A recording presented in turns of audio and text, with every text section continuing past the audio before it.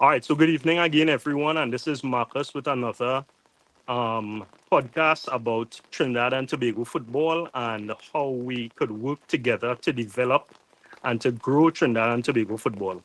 And today, I have the pleasure of having two highly decorated coaches with me. I would not even try to go into their resume. I would let them speak it to themselves. And I just really want to say thanks because when we get to know who these gentlemen are, you'd realize the caliber of people that we're talking about. And they are here in Trinidad at this point to help some of our coaches. So, with that being said, let me pass it on to you, gentlemen, and that you could introduce yourselves and what is your intent in Trinidad. Yeah. Thank you. To start. Evening, everybody. My name's Max. So I've been coaching for 14, 15 years now. A lot of coach education around the Asia Pacific region, developing programs out there, developing coaches, developing players as well. And across, I've been to the Caribbean before, which is very fortunate. I did a sort of like an 8-week tour with Digicel back in 2013, 2014 as part of the club, which was exciting. But I'm no longer in that role. So my role is now an academy coach within England, a professional organisation, and also running a business for young grassroots players back at home in England. So yeah, exciting. It's there's a lot of experience and a lot of both across the men's and the women's game and the boys and the girls game. So from non-league football back home to professional academies. So I know I don't want to put you on the spot, but for those who are looking on, do you want to kind of say what some of those academies would be so they know what? Yeah, so I've worked previously at Southampton Football Club and at Chelsea Football Club, and still in a role at Chelsea Football Club at the moment within the Women's Academy. Okay, thanks.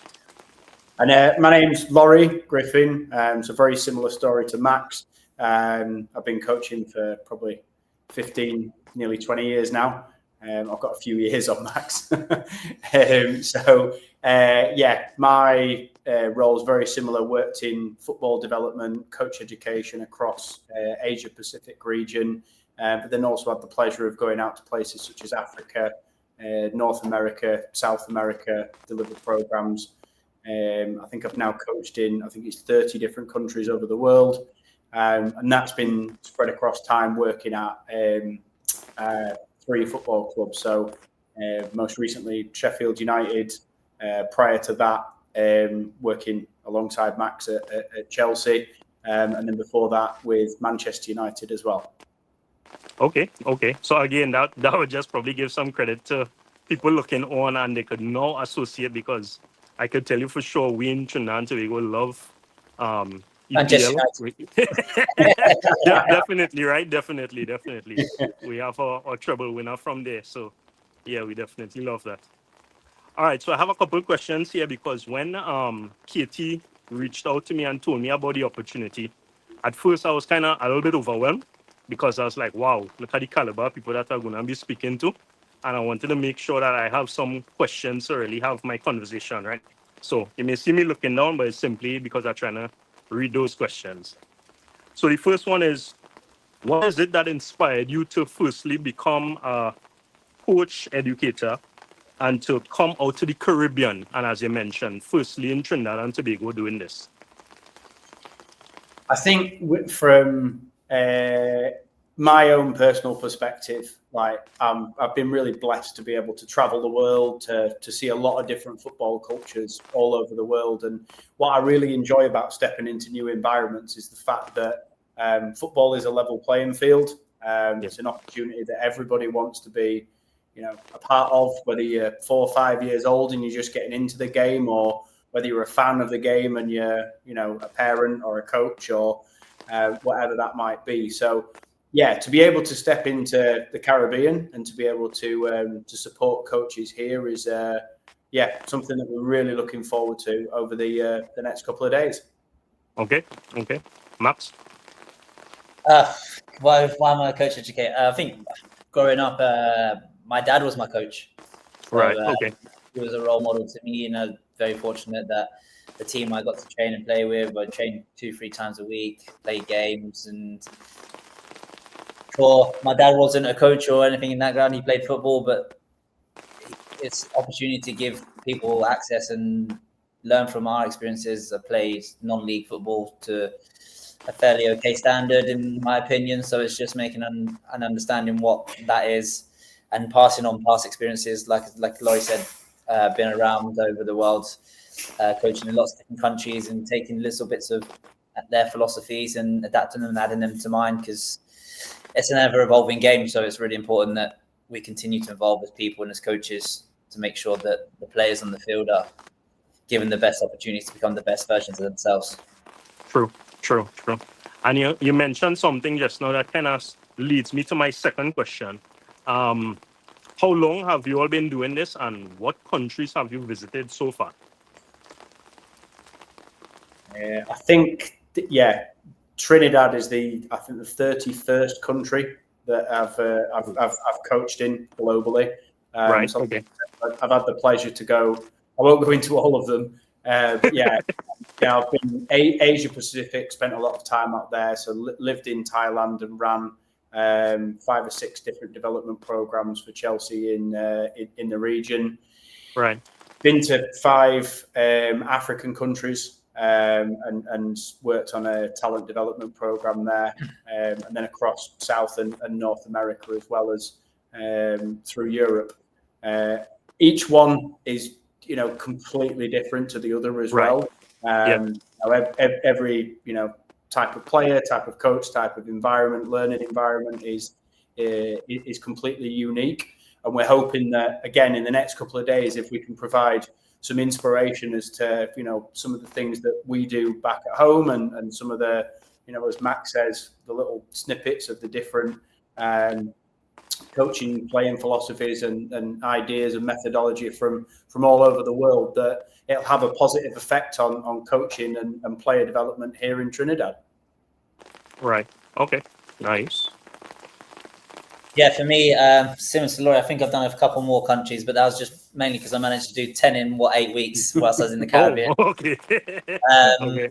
So yeah, I've done quite a lot through the Caribbean. So that was with Digicel, where we spent a couple of days identifying talent, and the plan was to bring him back to England and get an access for areas past the Cobham, really, and develop there, have a week of training and play a game there. Similar to Laurie, so a lot across Asia Pacific, so China, Thailand, Singapore, Hong Kong, Indonesia, as well as spending time in the States, in Hawaii and mainly North America rather than South America. I've done a couple of trips with Brazil, which was great place to go and watch football. Definitely. Yeah, managed to go and watch Sao Paulo Corinthians, which was a spectacle. Big game, yeah. Very big game there. But yeah, no, it's a lot of countries, a lot of different learnings from different places. And the main thing is the culture and the passion that the sport has, and everyone sees it and has their own opinion and their own version of it. That's why I think this probably one of the most talked about games. I know it tries to be restricted with VAR, and we won't really go into that too much. As I saw one for us right now, actually, with Trinidad. But yeah, it's such an opinion, and that's why it's so well discussed around the world, and it brings so many communities and cultures together, which is amazing. Okay. So, how did the collaboration between Evolution Soccer, NEXGEM, and IISMS come about? So that was through myself and my network. As you move around the globe and obviously connect with a lot of people, you build a network of contacts, and that that little black book of contacts evolves. And I had some really good discussions with KT just in and around obviously his roots back here, and the opportunities that he was able to present aligned with what our vision was for developing coaches and developing football programs globally. I think we discussed earlier off camera, I think it was, where we were just saying there that this would be the first of many trips that we want to make out across the region. And, you know, in the next couple of days, you know, Max talking there about everybody's different ideas and opinions. And I'd say that those that have already signed up to join us in the next couple of days, we'd love to answer any and all questions that you have, you know, and we can hope that we can make a lasting impact on football here, but then also as well a really good impression to the football community that has, you know, people asking us to come back again in the future and deliver, you know, more programs. So yeah, hopefully it'll be the first of many to come. Nice. So that kind of, again, one kind of leads into the other, right? From your experience so far, what unique qualities do you see in Caribbean players and coaches that could be nurtured with the right support? I think that's one for you because, yeah, you've been to this part of the world before. Yeah. So, Yeah. It was many years. It was about 10 years ago or so. But I think just the energy and the passion that the country has for it, it's good. I mean, we were moving around last night and we saw a lot of fields being occupied by people training and playing. So it's great to see. Right. And it's just having the eyes on that and making sure we can continue to help channel that in the right way and into everybody's own ideas and philosophies, and their kind of game model to make sure that, like I said earlier, they're providing the best opportunity for those young players to develop and be the best versions of themselves. Okay. What aspects of, I guess, where you coached previously would you like to impart on the local coaches, especially in terms of like a coaching philosophy? And I say that in terms of when we look at football, when we look at the English football, we see a attacking mindset, which unfortunately is something we kind of struggling with as Trinidad and Tobago right now. So, I mean, other than that, because I'm hoping you are bringing that to the team, what do you all plan to impart? I think, well, I'll go with this one, shall I? Yeah, I think for philosophies, it comes down to the individuals of the coaches and what kind of style that they want to play and how they see the game being played through their teams and their players.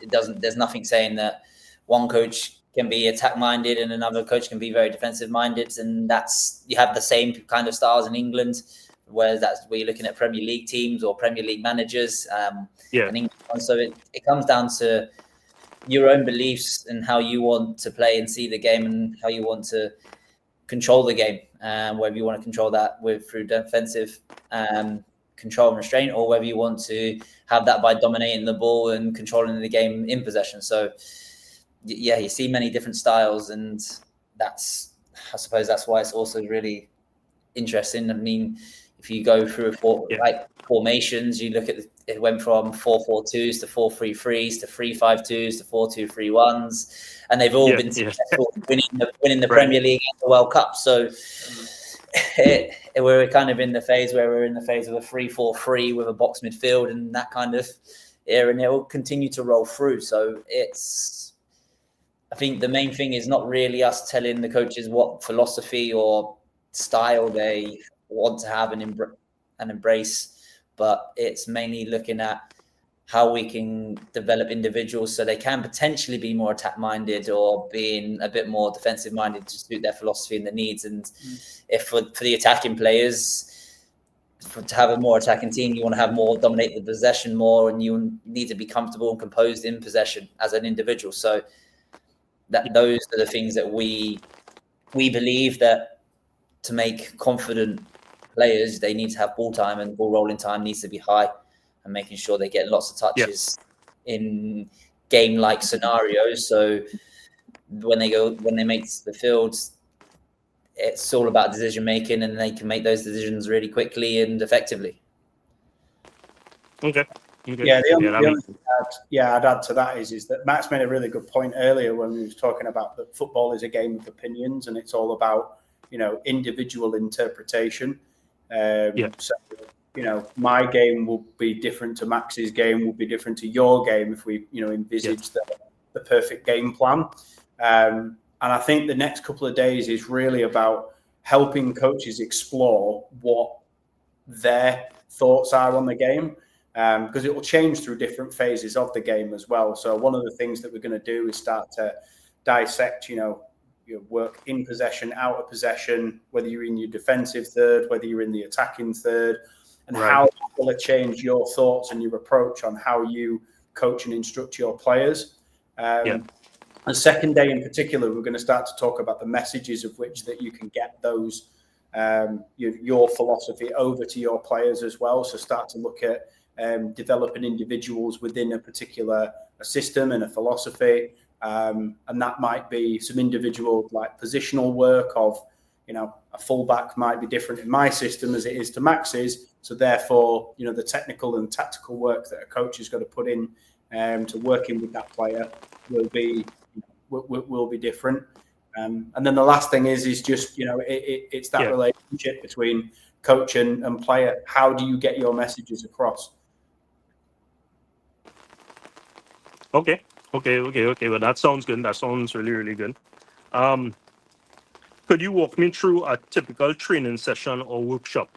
I mean, you kind of mentioned some of it just now, but is there anything else that stands out that you say you want to really highlight that would be coming into your workshop? I think, again, we're going to split the work between us over the next couple of days where I'm going to be talking through quite a lot of the ideas with the coaches in terms of their own ideas and philosophies, and Max is going to be able to deliver something, from home, if you like, as a typical session.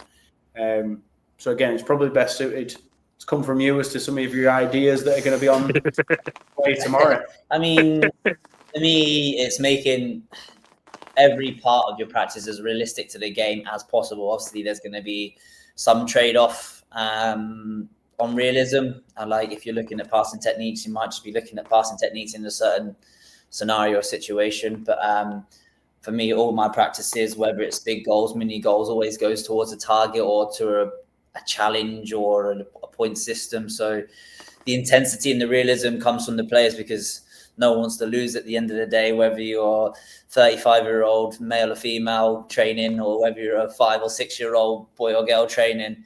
Everyone's really competitive, and there's, as the famous saying goes, there's no friendly game in football, is there? Right? So you might be at the park with your friends or your colleagues and your mates just having a kick about, but you still want the bragging rights at the end of the day, like by winning and doing something special. So the practices will vary from opposed practices, small-sided games, technical practices, and phases of play. There's lots of different functions that we can do, and what we will be doing, we'll do in the majority of them throughout the 2 days. But it's mainly giving those, okay, what does it look like in a certain area and a certain aspect of the pitch if we're focusing on just one player, but also having the whole team training at the same time so it affects them.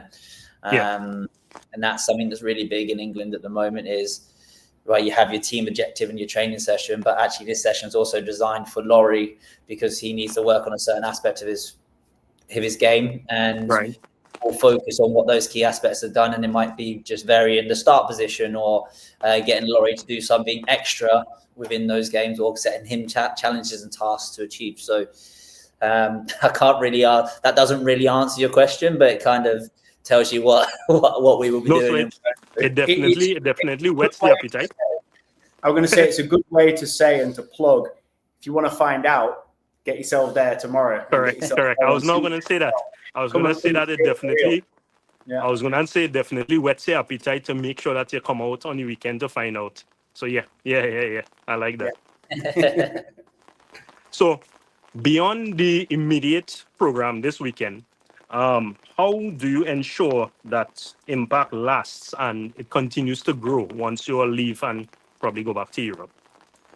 So I'll take the lead on answering that one. That's we're here to deliver an accredited qualification for coaches that are out here via the Chartered Institute for the Management of Sport and Physical Activity.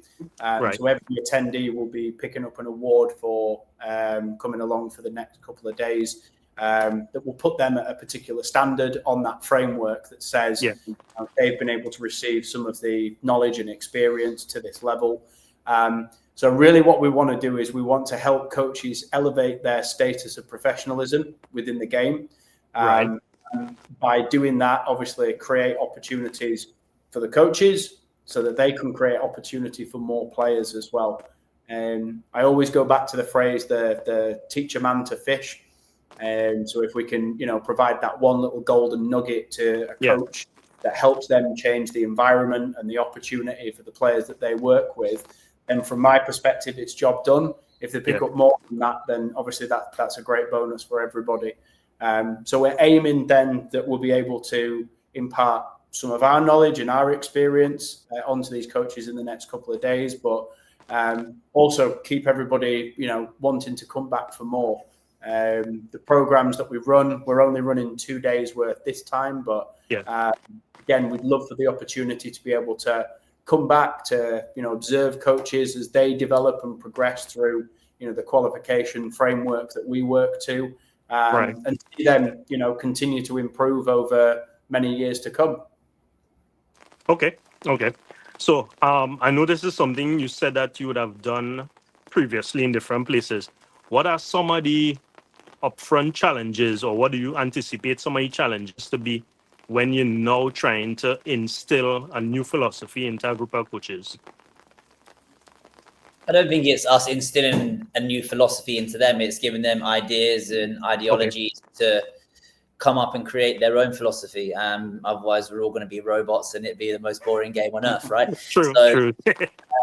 It's important that the coaches come with an open mind. And like I said, the best people steal bits from other people and from coaches. Like for me, my background is I've stolen bits from Pep, Carlo Ancelotti, Jose Mourinho, and like things that they've liked by just through reading and research, and then going, okay, well, how does that fit with my self-beliefs, my values, how I view the game? So it's really just important that they come with an open mind, willing to engage and just take away little bits that they can maybe add to their practices or to their philosophy, to get their players performing the way that they want them to play. Because like Laurie said earlier, everybody's coaching style is slightly different. Whether that's just from actual physical coaching style, from guided discovery to command, saying do this, do that, or whether it's from the philosophy and what comes that and what beliefs they have from their football experiences and learnings, really. So it's really important that they just come in and take one or two things away, because the bigger impact is Laurie and I can't coach everybody in Trinidad and Tobago. We'd love to, but there's if there's 30 coaches tomorrow and they're constantly working with 20 or 30 players every week, then that's 900 people that we're impacting every week indirectly, right? So it's true. Then that starts to spread, and if they can share one or two things to maybe some of their club coaches, and that would then continue to grow and affect and engage with the whole island. So that's where the way I see it, and making sure that they continue to just be open-minded and adapt and change and do the right thing. Okay. I like it. I definitely like it. Do you have any examples from like other projects that you would have done working with grassroots development coaches where you actually created pathways for young players? And I mean, if you have, and you have names that you're willing to share, that will always add to it also, or could always add to it. I mean, we looked at the questions before we came on, and we both had a little chuckle about this one, because we sort of said we could be here all day answering this with the collective places that we've been to. I give one example. I'm very, very fortunate enough to have visited Africa. It's an incredible place. If you ever get a chance to go and witness the football culture there, it's just when you say they live and breathe it, like it is literally part of their genetic makeup over there. Everybody loves football, and the program that we ran, we visited 5 countries across the continent, across 3.5 weeks, and then created a squad of players that came back and played a Chelsea team at Cobham, which then stemmed 3 or 4 professional contract opportunities offered by clubs back in Africa. Right. Main one I think most people have heard of will be the Orlando Pirates, based in South Africa. And then I got the pleasure of visiting again 12 months after that to run a similar program in South Africa with the next generation of players coming through. So, developed a sort of a legacy program there that has brought us, the opportunity has brought players the opportunity, the chance to come to the table, show what their abilities are, and then for clubs to be able to create opportunities for them off the back of those programs. So, that would be probably my personal example of one I've been really proud to be a part of. Right. I mean, I started a project in China for Chelsea Football Club, and I know that some of the players have gone on to represent their age groups internationally for the Chinese national team. I know that some of them have gone on to play professionally within the Chinese Super League, as well as there's female players right now playing professional football in the Women's Super League and Women's League One and the Women's Championship that I've coached and impacted back home in England. And there's similar in the boys' game lower down in the league, playing in League One and League Two, that have been coached and influenced by myself. But I think the main thing is just really focusing on those coaches and having. I always look at it's always about that 1%, and for those that don't know, the 1% obviously signing professional contracts that play the game worldwide, right? So what about the other 99%? Can we impact them positively, make sure they're engaging with sport, enjoying their sport, and continuing to develop themselves as individuals and continue engage with the game? Because if people don't engage with the game, then we don't get opportunities like this, and True. We can't work full time in the game. So it's really important that it's a full holistic approach from all avenues. The main thing is that it's great to get those ones that are playing it, but sometimes it's remember the little person that 4 or 5 was crying before their first session and now enjoying and playing and competing regularly and not showing no fear when they turn up to a new session or a new environment. Not just only those professional players that we're interested in, it's also that are playing the game regularly at all levels. Well, Max and Laurie, I really thank you for the opportunity for having this conversation with me, so spending this bit of time.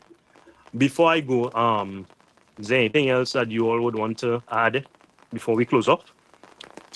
I'd just say that we're really, really pleased to be here. Really thankful to Katie, all of the team behind this as well, CFAS and everyone who's at the Trinidad and Tobago FA that supported us in helping getting this off the ground. NEXGEM, I'm probably forgetting other names here as well, but I mean, none of this would have been possible without their support in making this happen. Obviously, we're here for 2 days, Saturday and Sunday this week, 27th and the 28th September. So if you guys are around, coaches want to get involved and come down, there's still spaces available, and we're really looking forward to be able to work with you in the next couple of days on this occasion, and hoping to see you again very, very soon in the near future as well. So you made a good point, and just before we move on to Max, where is this actually taking place, and how would they get information? Say we put this out tonight and they see it and they say, hey, I want to go to this tomorrow. How do they do that? Yeah, I think best way to do is we get some links posted on this YouTube channel. So there's an online registration form. Stadium names as well. We're at the Ato. Oh, Ato Boldon Stadium. Okay. Stadium. Thank you. So yeah, you can tell I only arrived in the country yesterday. I'm still learning, still learning where we are. So yeah, that's where we are for the next couple of days.